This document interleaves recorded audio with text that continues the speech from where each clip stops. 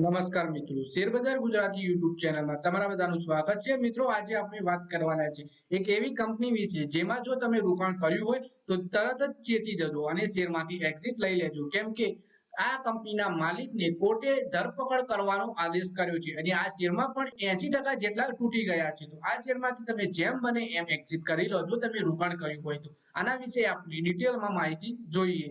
સૌથી પહેલા મિત્રો વાત કરીએ વેરેનિયમ ક્લાઉડ લિમિટેડના શેર 22 માર્ચ શુક્રવાર 5% લોઅર સર્કિટ પર પહોંચી ગયા। તેના પ્રમોટર હર્ષવર્ધન સાબેલની વિરુદ્ધ બિનજામીન પત્ર ધરપકડ વોરંટ જારી કરાયા બાદ કંપનીના શેરોમાં ઘટાડો આવ્યો છે। બોમ્બે હાઈકોર્ટ દ્વારા વોરંટ આપવામાં આવ્યા છે। લાઈવ લો વેબસાઇટના પ્રમાણે સાબેલે લગભગ 49.53 કરોડ રૂપિયાનું દેવું ચૂકવવાનો આરોપ છે। હાઈકોર્ટે 1 એપ્રિલની સમય મર્યાદા સાથે વોરંટ આપ્યું છે।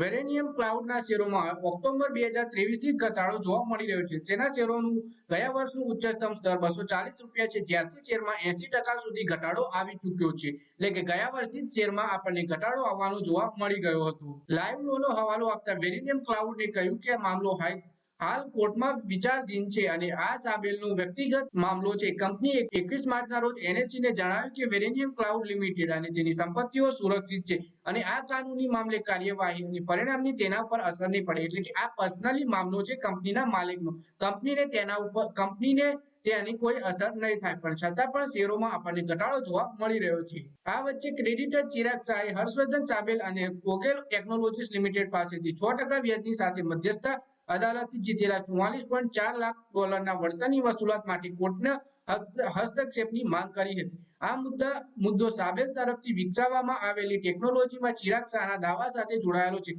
ચિરાગ શાહ અને ટેકનોલોજી માટે શરૂઆતી રોકાણકારમાંથી એક છે, કંપનીના શરૂઆતી રોકાણકારમાંથી એક છે ચિરાગ શાહ। સાબેલે મધ્યસ્થ અદાલતને નિર્ણયને પડકાર આપ્યો, જેના કારણે તેના એક્ઝિક્યુશનની શરૂઆત કરી। વેરેનિયમ કહ્યું કે આ અરજી પર બોમ્બે હાઈકોર્ટ આદેશ આપ્યો છે કે કોર્ટે મુંબઈ પોલીસ કમિશનરને કહ્યું કે સાબેલની અદાલતમાં ઉપસ્થિતિ સુનિશ્ચિત કરવા માટે ઇન્ટરપોલથી રેડ કોર્નર નોટિસ જારી કરવામાં આવે અને આમાં વિદેશી મંત્રાલયની પણ મદદ લેવામાં આવશે।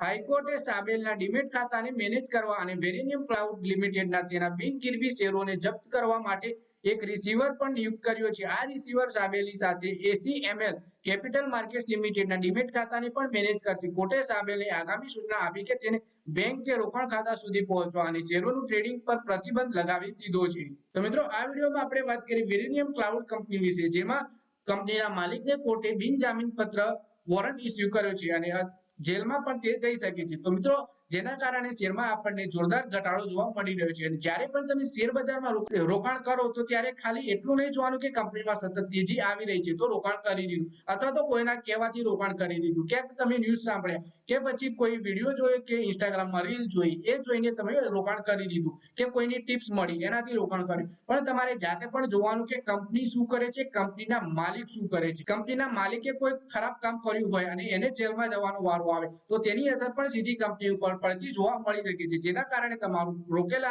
મહેનત કરેલા રોકેલા પૈસા એ પણ ડૂબી શકે છે। તો તમે સારું એવું રિસર્ચ કરો, કંપની શું કરે છે, કંપનીનો માલિક શું કરે છે, મેનેજમેન્ટ કેવું છે, એ બધી બાબતો ચકાસ્યા પછી જો તમને યોગ્ય લાગે તો જ તમે શેર બજારમાં રોકાણ કરવું જોઈએ, અથવા કોઈના કહેવાથી તો ક્યારે પણ રોકાણ ના કરવું। તમને ના ખબર પડતી હોય તો તમે કોઈ ફાઇનાન્શિયલ એડવાઇઝર પણ રાખી શકો છો, જેને જોડેથી સલાહ લઈને તમે રોકાણ કરી શકો છો।